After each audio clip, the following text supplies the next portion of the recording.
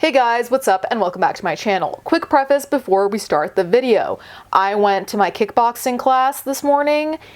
After an hour of one-on-one, I thought I was going into cardiac arrest, which started the panic, which started the hypochondria, which it's fun being in my brain. But anyway, if I seem a little off, that's why. So today we're talking about a case that was just jarring to read about, to be entirely honest, and I don't even know. You know when you read things and you just don't know where to put them in your brain? You're like that John Travolta in, what's it called? Pulp Fiction meme where he's just like,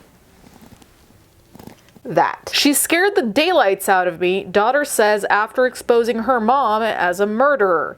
It seemed like an open and shut case of self-defense until police learned more about Priscilla Bradford's relationship with her husband, John. So we already know this can only end well. A Florida woman said she killed her husband to save herself from his abuse. But was it really self-defense? A shocking confession from Priscilla Bradford's own family member told a different story. In fact, just days before John Bradford's death, he made a startling statement to his lawyer. He believed Priscilla Bradford was trying to kill him, said Robert Carrasquillo, a Melbourne Police Department detective. John Bradford, a father of two, owned an optometry practice in Florida and divorced his first wife after almost 30 years. In 1976, he fell in love with a patient, Priscilla. Priscilla was coming off her own divorce and had an 11-year-old daughter. They were married by November 1977.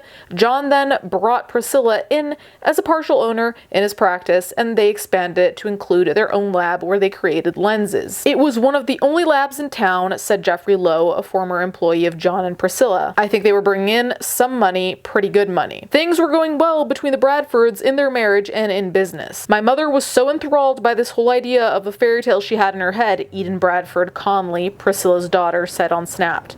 Gonna marry a doctor, gonna run a lab, gonna be rich, it's gonna be great. But the couple had been married less than 3 years when John was killed. In case any of you guys, like me, need extra trust issues, here we go.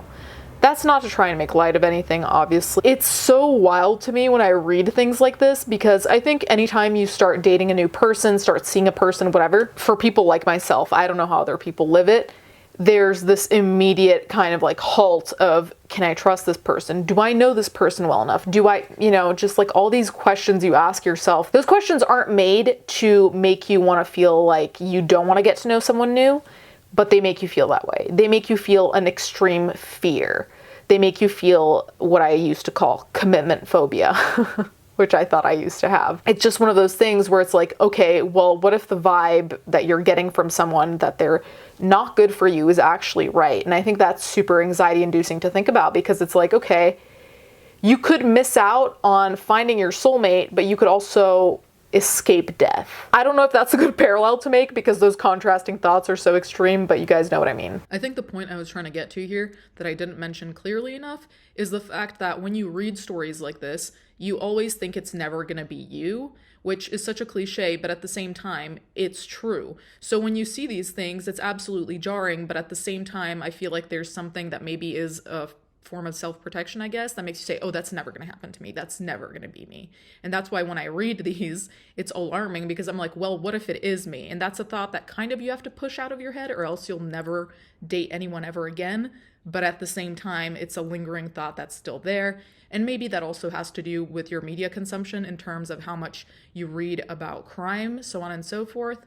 But regardless, the thought is there, right? Priscilla Bradford, 36, first called 911 and Melbourne, Florida police around 6:15 p.m. on March 28, 1980, hysterically saying on the phone that she had killed her husband. Her own daughter, Eden, was there at home and witnessed the killing of her 53-year-old stepfather. I remember little snippets of the cops had arrived, and I was sitting on the couch, Bradford Conley said. In my mind, I still didn't grasp the reality, the enormity of this, that this is real. Joyce Cummings, 18, and Janice Gould, 34, who were employees and friends of Priscilla Bradford, were also in the home as John Bradford was killed. It was a gruesome scene for Melbourne police as Bradford was found dead on the kitchen floor on his back with injuries to his head and chest. It was horrific, it really was, said Melbourne Police Department Detective Bobby Bowen. It was just a bloody mess. He was unrecognizable. Priscilla and her two friends told police Priscilla and Dr. Bradford had gotten into an argument that morning before he went to work. Priscilla told detectives she invited the women over for drinks and to hang out at the pool, but John came home earlier earlier than expected and became upset, and they got into an argument. The women heard Priscilla yelling for help. They observed Dr. Bradford with the bottle capper about to strike her, Carrasquillo said. All three women tried to get him down just to make him stop. Priscilla had bruises on her face and cuts on her arm, and the other girls had bruises from when they said they tried to restrain John. The house was also in disarray, Carrasquillo said. Broken glass, things were thrown around, there was a skillet, a frying pan that was broken near him, there was a bottle capper as well near his body. Police found the bottom had broken out of the frying pan that the women said they used to strike Dr. Bradford. It's a heavy metal, it would take a lot of force to break that frying pan in half, Carrasquillo said. You would have to strike continually several times. It appeared excessive, so she might have felt that she needed more force because he's a man, but would it be suspicious? Yes, and my experience tells me there's more to the story than what they're telling. Priscilla told police her daughter didn't see anything as she was taking a shower and the stereo was on. After the women were checked out of the hospital, detectives decided to re-interview Priscilla the next day and found Cummings and Gould at the home, as well as Priscilla's mother and Eden. Police saw odd behavior between Eden and her grandmother. I don't recall everything they were asking me, but I remember my grandmother elbowed me and kind of went, "Shh, you talk too much, quiet," Bradford calmly said on Snapped. Police also found it odd all of the women were at the house together when they got there. Seeing the grandmother try to control Eden's statement, now it seems that they're trying to hide something, Carrasquillo said. So we were worried about how to break this case open because as long as they stick to this domestic violence story, the self-defense claim would probably stick. Rumors swirled about the couple at their medical lab, adding more suspicion for police. Employees told police they'd heard John was preparing to divorce Priscilla. Employees also said Priscilla had been trying to figure out how to get out of the marriage while still owning the lab. There was animosity between Priscilla and her husband, Lowe said. I do remember her saying that he slapped her. There was talk of it, but nobody ever saw any evidence. One employee told Priscilla, Cummings, and Gould had talked about planting drugs in Dr. Bradford's car, and when detectives searched Bradford's car, they did find drugs underneath the seat. 1 month before his death, Dr. Bradford also changed his will, removing Priscilla from her ownership of the business and ownership of their house and leaving all his assets to his daughter. Dr. Bradford also began calling his attorney with his suspicions that Priscilla was trying to kill him. John Bradford reported that he had been struck in the head in his office with a 2x4, Carrasquillo said. He heard a woman's shoes like a clicking sound like a woman walking away. Then, the day before his murder, he believed Priscilla had added poison to his drink. Now, again, I'm not trying to make light of anything, but so much of this sounds like a movie. Like putting poison in someone's drink, showing up and hitting someone on the head and they can't even see you, but they hear your heels click away. All of these things are so absolutely jarring because they feel so unrealistic. Now, that's not to say it didn't happen, obviously, but I can't wrap my brain around it. It's just so jarring to see something unravel in this kind of way, especially because I think it's jarring when you see a case that kind of pans out the exact way you'd expect it to pan out, which makes it more tragic because it's like we saw the direction this was going in and nothing happened. And I think that's one of the hardest things to accept, generally speaking, in life, is when you see a trajectory being formed, but you don't say anything about it, and then something happens and you're like, fuck, well, I was right, but I didn't act in time. He actually could taste something's wrong with the orange juice and he didn't drink it, Bowen said. 12 days after Dr. Bradford's death, police got a major break. Eden's father called and asked for an interview with his 14-year-old daughter as long as she had immunity from prosecution. Although Eden initially recited the same self-defense story, once she was shown a picture of Dr. Bradford's bloody face, she broke down and began confessing. She didn't want him anymore, she just wanted the lab, Bradford calmly said. She thought that maybe the only way to get the money that she wants out of it is to not divorce him but kill him. Eden told police Cummings and Gould were in the plan to murder Dr. Bradford after Priscilla promised them money. She corroborated to officers the 2 attempts on her stepfather's life were from her mother and confirmed Priscilla told everyone she was being physically abused by the doctor, even though that was untrue. On the morning, she actually asked me to hit her, quote, make it look like Dr. Bradford had hit her, Bradford calmly said.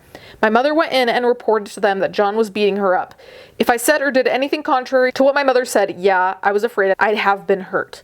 The teenager confessed that her mother purposefully called Dr. Bradford to come home early. As she hid in the bathroom, the 3 women attacked him. He was ambushed, Bowen said. He had not a clue what was going to happen to him when he walked through that door. Eden heard her mother call her grandmother, Mildred, because John was still alive despite their repeated attacks. She heard her grandmother say over the phone to hit John until he was dead, then wait about 10 minutes before calling the ambulance. The women then got Eden involved in the murder. Janice Gould says something to the effect of, I have to come out to help them, the SOB won't die, Bradford calmly said.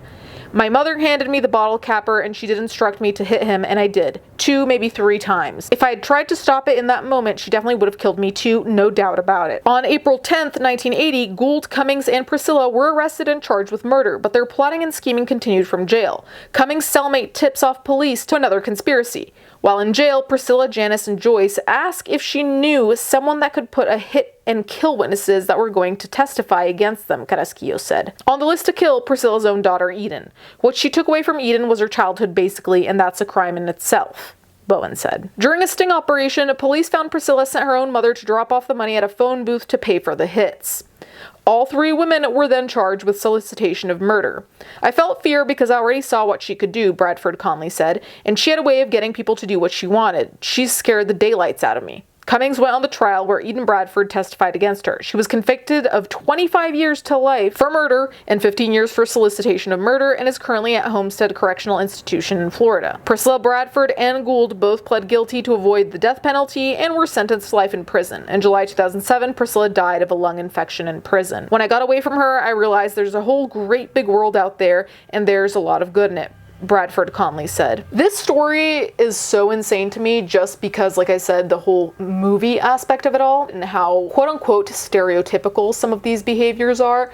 And that's not to minimize anything, but it's more just to say that I think there's a difficulty to understand reality when it seems too much like fiction. Honestly, it's insane to me that any of this happened, but let alone having a hit taken out on you via a family member. I can't even imagine the level of trauma that gives someone, but on top of that, even understanding it in the first place. And I guess that's part of trauma, but it's just kind of like, you know, when something happens to you, or before it even happens to you, or if it doesn't happen to you, and you still need to understand, hey, my parent decided they wanted me dead. What do you do with that? Like, where in your brain do you put that? Truly disgusting. And, you know, like, I know it's a very simplistic way of looking at it, but at the end of the day, I get that this person wanted money, okay. It's also the question of how much of your peace is this disrupting? Is it worth disrupting your entire peace to get money out of this person, though it's gonna cost you? You know, I don't get it. Thankfully, I don't relate to murders. But anyway, you guys can let me know what you think in the comments down below. Let me know if this also sounds very movie-esque to you. Thank you guys so much for watching. Thank you to my patrons as always, and I'll catch you guys next time.